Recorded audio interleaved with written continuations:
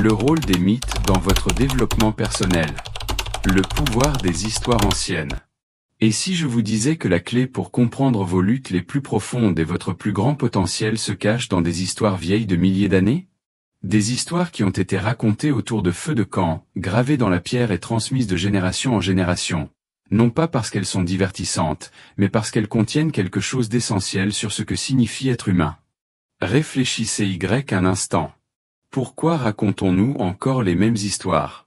Pourquoi le récit d'un héros qui s'aventure dans l'inconnu, affronte des monstres et revient transformé résonne-t-il aussi puissamment aujourd'hui qu'il y a 3000 ans? Pourquoi sommes-nous attirés par les histoires de mort et de renaissance, du voyage des ténèbres vers la lumière, de la bataille entre le bien et le mal? Carl Jung, le psychologue pionnier, a découvert quelque chose de remarquable sur ces mythes anciens. Il a réalisé qu'ils n'étaient pas seulement des histoires, ils étaient des plans psychologiques. Des cartes de la psyché humaine qui révèlent les schémas universels de croissance, de lutte et de transformation que nous vivons tous. Mais voici ce que la plupart des gens manquent. Ces mythes ne parlent pas seulement d'autres personnes ou de personnages fictifs. Ils parlent de vous. En ce moment même.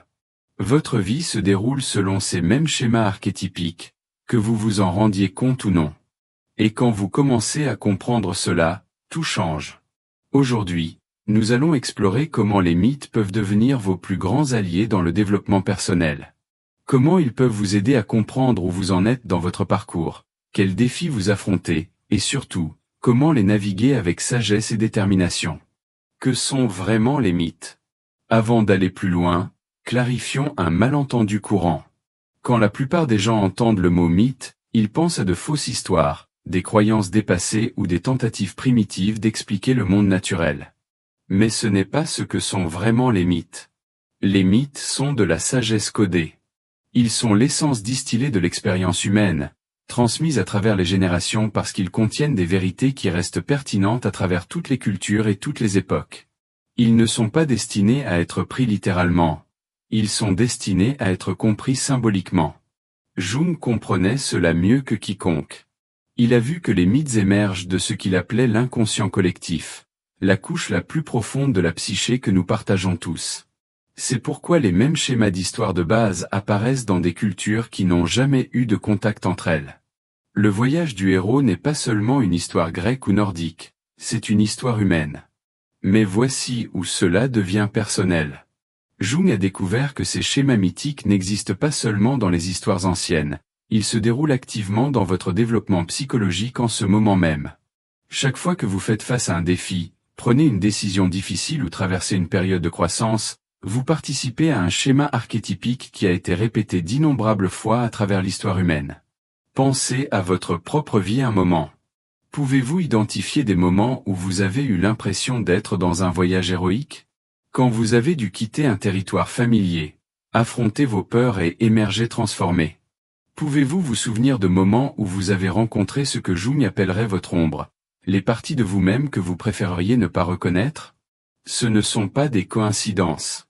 Ce sont les schémas universels de la croissance humaine, et les mythes sont le langage qui nous aide à les comprendre. La découverte de Jung, les mythes comme carte psychologique. La percée de Carl Jung est venue quand il a réalisé que les symboles et les schémas dans les mythes correspondent directement aux structures et processus de la psyché humaine. Il a appelé ces schémas universels archétypes, des images primordiales qui existent dans l'inconscient collectif et influencent notre comportement, nos pensées et nos émotions. Jung croyait que les mythes servent de carte psychologique parce qu'ils nous montrent le paysage de l'expérience humaine. Ils révèlent les défis que nous affronterons, les ressources dont nous disposons, et la destination vers laquelle nous nous dirigeons. Plus important encore, ils nous montrent que nous ne sommes pas seuls dans nos luttes, nous faisons partie d'une histoire humaine plus large. Considérez l'archétype du héros. Dans les mythes, le héros commence dans le monde ordinaire, reçoit un appel à l'aventure, le refuse initialement, rencontre un mentor, franchit un seuil vers l'inconnu, fait face à des épreuves, confronte sa plus grande peur, et rentre chez lui transformé avec une sagesse à partager. Ce n'est pas seulement une structure narrative, c'est un processus psychologique. Jung a reconnu que ce même schéma se déroule dans notre développement personnel. Nous commençons dans notre zone de confort, faisons face à un défi qui nous appelle à grandir, lui résistons souvent au début, trouvons des conseils ou du soutien, faisons le saut, luttons avec des difficultés, confrontons nos peurs ou limitations les plus profondes, et émergeons plus forts avec de nouvelles perspectives. Mais voici ce qui rend la compréhension de Jung si puissante. Il ne voyait pas seulement les mythes comme des descriptions de ce qui arrive, il les voyait comme des guides pour ce qui devrait arriver. Il ne nous montre pas seulement le chemin, il nous montre comment le parcourir consciemment. Quand vous comprenez que vos luttes font partie d'un schéma archétypique plus large, cela change tout. Au lieu de vous sentir perdu ou dépassé, vous pouvez voir où vous en êtes dans le voyage et ce qui pourrait venir ensuite. Au lieu de vous sentir seul, vous pouvez puiser de la force dans les innombrables autres qui ont parcouru ce chemin avant vous. Le voyage du héros dans votre vie. Soyons spécifiques sur comment cela fonctionne dans votre vie. Le voyage du héros n'est pas seulement quelque chose qui arrive aux personnages mythiques, c'est le schéma fondamental de croissance et de transformation que nous vivons tous plusieurs fois dans nos vies. Pensez à un défi significatif que vous avez affronté récemment. C'était peut-être un changement de carrière, la fin d'une relation, une crise de santé, ou une période de questionnement profond sur votre but. Pouvez-vous voir le schéma du voyage du héros dans votre expérience? Vous avez probablement commencé dans ce que Joseph Campbell appelait le monde ordinaire, votre routine familière, votre zone de confort, votre façon établie d'être. Puis quelque chose s'est passé qui a perturbé cette stabilité. Jung dirait que vous avez reçu un appel à l'aventure, un défi qui vous invitait à grandir au-delà de vos limitations actuelles. Avez-vous résisté à cet appel au début? La plupart d'entre nous le font. Nous essayons de maintenir le statu quo, de résoudre nos problèmes avec nos ressources et notre compréhension existante. Mais finalement, nous réalisons que la croissance exige que nous nous aventurions en territoire inconnu. C'est là que le vrai voyage commence. Vous franchissez ce que les mythologues appellent le seuil, vous laissez derrière vous ce qui est familier et entrez dans l'incertitude. Cela pourrait signifier quitter un emploi, mettre fin à une relation, déménager dans une nouvelle ville, ou simplement décider d'affronter une partie de vous-même que vous avez évitée. En territoire inconnu, vous rencontrez des épreuves et des défis qui testent votre détermination. Vous découvrez des ressources que vous ne saviez pas avoir. Vous rencontrez des alliés et des mentors qui vous guident. Et finalement, vous faites face à ce que Jung appelait l'épreuve, la confrontation avec vos peurs, limitations ou ombres les plus profondes. C'est la partie la plus cruciale du voyage. C'est là que se produit la vraie transformation. Vous ne pouvez pas contourner cette étape, vous devez la traverser. Vous devez affronter tout ce qui vous a retenu, limiter votre croissance, ou vous a maintenu coincé dans d'anciens schémas. Quand vous émergez de cette épreuve, vous n'êtes plus la même personne qui a commencé le voyage. Vous avez été transformé. Vous avez une nouvelle sagesse, de nouvelles capacités, une nouvelle compréhension de vous-même et du monde. Et puis vient l'étape finale, le retour à la maison, où vous intégrez ce que vous avez appris et le partagez avec d'autres. La belle chose sur la compréhension de ce schéma est qu'elle vous aide à naviguer ces défis avec une plus grande conscience et un but. Au lieu d'être dépassé par la difficulté, vous pouvez la reconnaître comme partie de votre voyage héroïque et vous demander « Qu'est-ce que ce défi essaie de m'enseigner? Comment m'appelle-t-il à grandir ?» Rencontrez votre ombre à travers les mythes. Une des contributions les plus profondes de Jung à la psychologie était son concept de l'ombre, les parties de nous-mêmes que nous rejetons, nions, ou cachons aux autres et même à nous-mêmes. Et les mythes fournissent certains des outils les plus puissants pour comprendre et intégrer notre ombre. Dans les histoires mythiques, le héros rencontre souvent des figures sombres, dragons, démons, monstres ou personnages maléfiques. Jung comprenait que ce ne sont pas seulement des ennemis extérieurs, ils représentent les aspects ombragés de la propre psyché du héros. Le dragon gardant le trésor n'est pas seulement un obstacle à surmonter, c'est une partie du héros qui doit être affrontée et intégrée. C'est là que les mythes deviennent profondément personnels.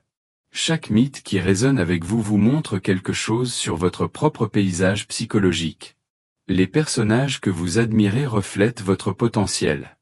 Les personnages que vous craignez ou méprisez représentent souvent votre ombre. Pensez aux histoires qui vous ont toujours fasciné. Quels schémas archétypiques contiennent-ils? À quel personnage vous identifiez-vous? Et contre quel personnage réagissez-vous fortement? Ces réactions sont des indices sur vos propres dynamiques intérieures. Jung croyait que nous ne pouvons pas devenir entiers jusqu'à ce que nous reconnaissions et intégrions notre ombre. Cela ne signifie pas agir sur des impulsions négatives, cela signifie les reconnaître, comprendre leurs origines, et trouver des moyens constructifs de canaliser cette énergie. Les mythes nous montrent comment cette intégration fonctionne. Souvent, le héros ne détruit pas le monstre, il le transforme, l'apprivoise ou apprend de lui. L'ombre devient un allié une fois qu'elle est reconnue et comprise. Dans votre propre vie, cela pourrait signifier reconnaître les façons dont vous avez évité la responsabilité, les peurs qui vous ont retenu, ou les parties de votre personnalité que vous avez supprimées. Cela pourrait signifier reconnaître la colère que vous avez niée, l'ambition dont vous avez eu honte, ou la vulnérabilité que vous avez cachée. L'aperçu clé de la sagesse mythique est que ces aspects ombragés ne sont pas seulement des problèmes à résoudre.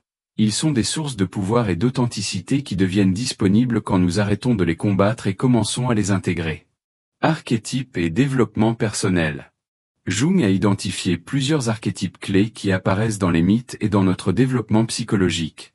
Comprendre ceci peut vous aider à reconnaître quelles énergies sont actives dans votre vie et comment travailler avec elles consciemment. L'innocent représente notre état naturel d'émerveillement, de confiance et d'ouverture. Quand cet archétype est actif, vous êtes attiré par de nouvelles expériences et possibilités. Mais il peut aussi vous rendre naïf ou trop confiant. L'explorateur nous pousse à chercher de nouvelles expériences, à repousser les limites, à découvrir qui nous sommes à travers l'aventure et le défi. Cet archétype alimente la croissance personnelle mais peut aussi mener à l'agitation ou à une incapacité à s'engager. Le sage cherche la vérité et la compréhension. Quand cette énergie est forte, vous êtes poussé à apprendre, à comprendre, à gagner en sagesse. Mais elle peut aussi mener à la paralysie de l'analyse ou à l'arrogance intellectuelle. L'amoureux représente notre capacité pour la passion, la connexion et l'engagement. Cet archétype nous pousse vers l'intimité et l'appartenance mais peut aussi mener à la codépendance ou à la perte d'identité individuelle. Le rebelle défie l'autorité et se bat pour le changement. Cette énergie est essentielle pour se libérer des schémas limitants mais peut aussi mener à un comportement destructeur ou à un conflit constant. Le magicien représente notre capacité à transformer la réalité à travers la volonté, la vision et l'action. Cet archétype nous donne le pouvoir de créer le changement mais peut aussi mener à la manipulation ou à la grandiosité. La clé pour travailler avec les archétypes est de reconnaître lesquels sont actifs dans votre vie et d'apprendre à équilibrer leurs énergies. Aucun de ces archétypes n'est intrinsèquement bon ou mauvais. Ils ont tous des aspects positifs et ombragés. En ce moment, quelles énergies archétypiques ressentez-vous le plus fortement? Lesquelles avez-vous évitées ou supprimées? Comment la compréhension de ces schémas pourrait-elle vous aider à naviguer plus efficacement vos défis actuels? Application pratique. Alors comment utilisez-vous réellement cette compréhension dans votre vie quotidienne? Comment faites-vous des mythes et des archétypes des outils pratiques pour le développement personnel? Premièrement, commencez à faire attention aux histoires qui résonnent avec vous. Quels films, livres ou mythes vous attirent? Quels schémas contiennent-ils?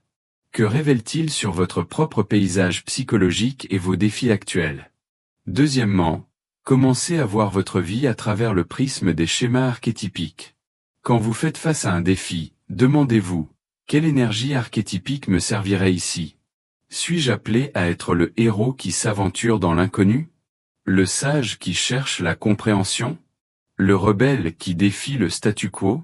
Troisièmement, utilisez la sagesse mythique pour recadrer vos luttes. Au lieu de voir les difficultés comme des problèmes à éviter, voyez-les comme partie de votre voyage héroïque.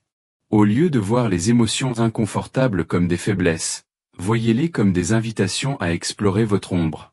Quatrièmement, pratiquez ce que Jung appelait l'imagination active.